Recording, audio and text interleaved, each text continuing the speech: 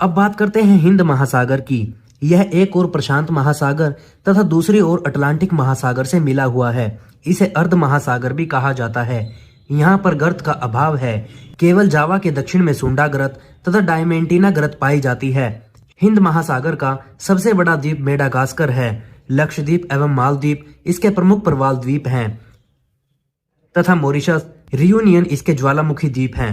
विश्व की प्रमुख खाड़ियां मेक्सिको, हडसन की खाड़ी, अरब की खाड़ी, सेंट लॉरेंस की खाड़ी, कैलिफोर्निया की खाड़ी और इंग्लिश चैनल। अब बात करते हैं आर्कटिक महासागर के बारे में। यह सबसे छोटा महासागर है जिसमें अधिकांश भाग पर बर्फ जमी रहती है। इसको छिपता हुआ महासागर भी कहा जाता है। विश्व का सबसे चौड़ा महाद्वीपीय मग्न तट इसी महासागर में है। ग्रीनलैंड व नॉर्वे इसके प्रमुख बेसिन है। क्षेत्रफल की दृष्टि से महासागर सबसे बड़ा है प्रशांत महासागर, इसके बाद अटलांटिक महासागर, इसके बाद हिंद महासागर और सबसे छोटा है आर्कटिक महासागर। गहराई की दृष्टि से सबसे गहरा है मेरियाना गर्त जो कि प्रशांत महासागर में है। प्यूर्टो रिको गर्त जो कि अटलांटिक महासागर में है। डायमेंटिना गर्त जो कि हिंद महासागर में है।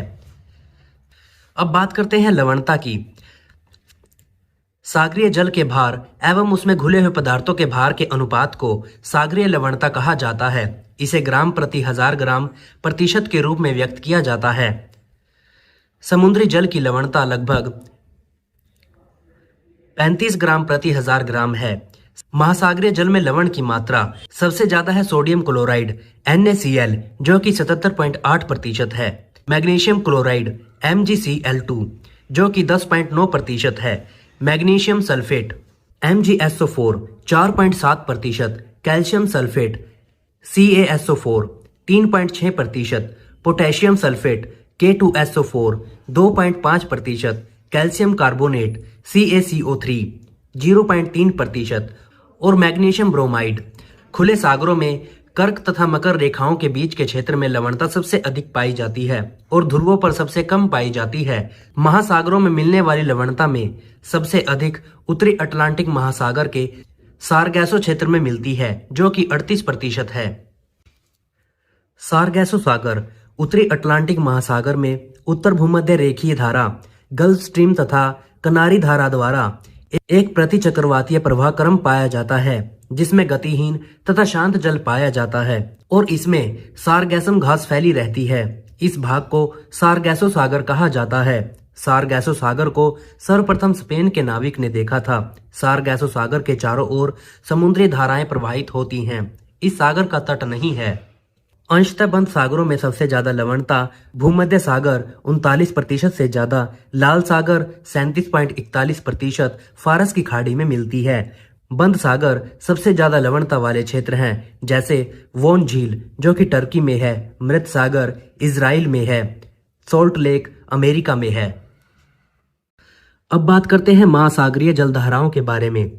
एक निश्चित दिशा में महासागरीय जल के प्रभावित होने की गति को धारा कहा जाता है। दिशा, गति और आकार के आधार पर इन्हें दो भागों में बांटा जा सकता है, गर्म धाराएं और ठंडी धाराएं।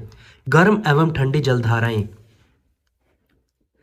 जो धाराएं भूमध्य रेखा से ध्रुवों की ओर निम्न अक्षांश से उच्च अक्षांश की ओर गति करती हैं वे गर्म धाराएं होती हैं। यह अपने मार्ग क्षेत्र का तापमान बढ़ा देती हैं। जो धाराएं ध्रुवीय क्षेत्रों से भूमध्य रेखा की ओर चलती हैं यानी कि उच्च अक्षांशों से निम्न अक्षांशों की ओर गति करती हैं वे ठंडी धाराएं होती हैं। यह अपने क्षेत्र में पड़ने वाले स्थल जल का ताप घटा देती हैं।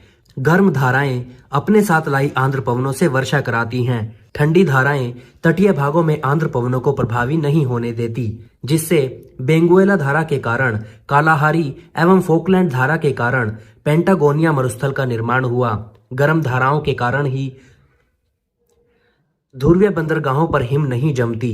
ठंडी धाराएं अपने साथ प्लावी हिमशैल लाती हैं। ऐसे ही हिमशैल द्वारा टाइटैनिक जहाज का विनाश हुआ था। महासागरों की प्रमुख धाराएं। सबसे पहले बात करते हैं अटलांटिक महासागर की धाराओं के बारे में। उत्तरी विषुवतीय जलधारा यह उष्ण है। दक्षिणी विषुवतीय रेखा उष्ण है। फ्लोरिडा की धारा उष्ण है।